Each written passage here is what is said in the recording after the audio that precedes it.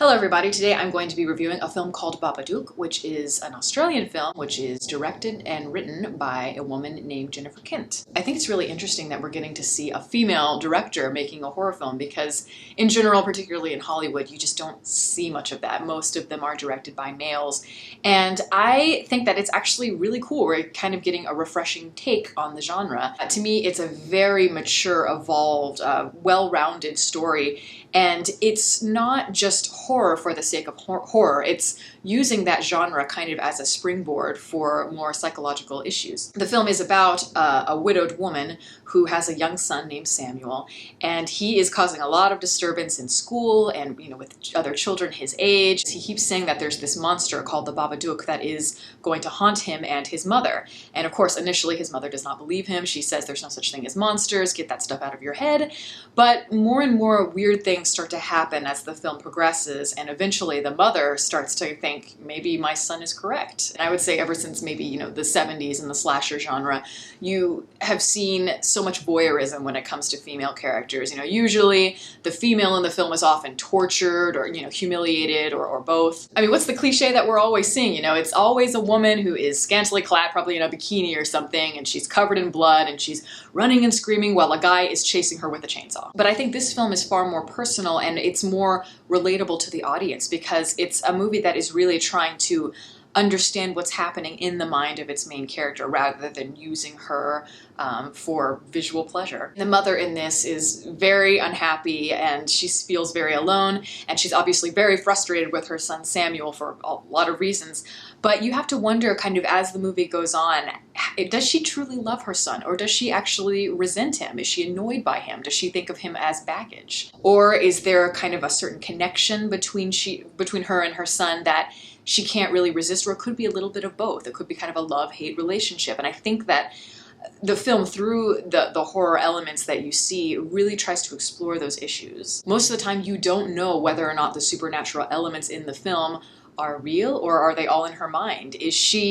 Are they things that are actually really happening, or is it the depression and the loneliness that is slowly taking over her? I think the main question is she starting to lose her mind? This movie reminds me a lot of those great 1960s horror films like Rosemary's Baby, which is a movie that I reviewed earlier this year, and Repulsion. Both films are directed by Roman Polanski, both masterpieces. And then I even thought actually a lot about The Innocents, which is a film that also came out in the 60s, and it's actually adapted from a novella called Turn of the Screw. All of those films are very psychological, and they all have women at the forefront of the story. All three of those films are trying to tackle social issues and feelings like guilt and paranoia, shame, and you see that reflected in all of the female characters because all of them, I think that's the one thing that they really have in common. They're all trapped. They feel trapped by their surroundings and by their society, and it could be out of sexual repression or repression with authority, lots of different things. But I think that Babadook is so similar because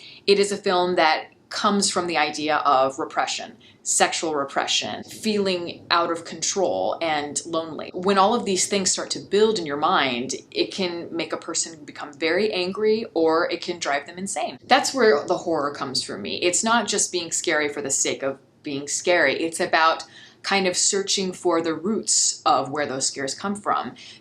Does the frightening aspect of a film or, a story, whatever, does it come out of the lust, the anger, sadness, isolation, paranoia? Does all of that kind of culminate in a character? Are these scares merely illusions, or are they psychological disturbances? And to me, that's what's scary. We can relate to those ideas and to those emotions. And I think for human beings in general, there's nothing more frightening than being out of control and not knowing what's real and wondering whether or not you really are losing control of your mind. I think in terms of the way that the film is made, the way the film is shot particularly, is just, it's able to blur the lines in such an intelligent way where you can't really tell what's real or what's not. And I think it's first rate. The actual monster, the Babadook, you know, you very rarely see him, which is so great. But when you do see him, you can definitely see a lot of influences from those old German expressionistic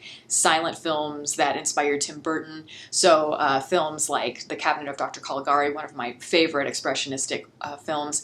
And then like old horror classics like Nosferatu. You can definitely, I mean, when you see the look of the Babadook, he looks so much like him with, you know, the really bony, long fingers and just the build and everything. And the atmosphere looks almost like something that a subtle Tim Burton would make. I mean, it doesn't quite have that bombastic flair that he has, but you know, you can see shades of it, you know, with the monotone colors and the shadows and just the look of the house and the staircase and all of that. But I think Kint uses some very unusual techniques in order to make the film feel very fresh. I mean, yes, there are the shadows and you know, the, you know, things that go bump in the night, so to speak, those cliches that we know, but it's, you know, the way that she's able to cut the film is, it kind of disorients the audience member. The way that she intercuts scenes between the mother and the son. You see them going back and forth as, you know, something, a climax is really building, cutting scenes abruptly, and then, you know, at unexpected times. These are things that make you feel out of control, and that's what you want. What I love most about the movie is that no easy answers are really given. I mean, even by the ending, I kept kind of thinking about it because it seems so easy, but yet the more I thought about it, the more I kind of started to think, no, you know, maybe it wasn't. Maybe that was just to kind of, in a way, deceive the audience. So, I mean, I've got my own theories about what it means, but I think it's up to interpretation. And so, I mean, if you see the movie or have seen it, you know, it's up for you to decide what it means. And for those of you who watch my channel regularly, you know that I have great respect for the horror genre. And I did say earlier, I think in a video, that they're like 95% of them are bullshit. So I think this is so great that we're seeing a film that actually has intelligence, and this is one of the best horror films I've seen in years. It's so well crafted, and it is genuinely frightening. But it's very cerebral, and it explores human behavior in ways that I think is unfortunately not in many horror films today, but I think this is a great step in the right direction. Definitely check this out if you have the means to. You can see it in select theaters. It's pretty rare, but you can order it on iTunes and on Amazon. That's how I ended up seeing it. So, I mean, if you are a big horror fan, this is something that is not to be missed, or if you just really want a good scare during the holidays, something a little bit offbeat, this is definitely the movie to check out.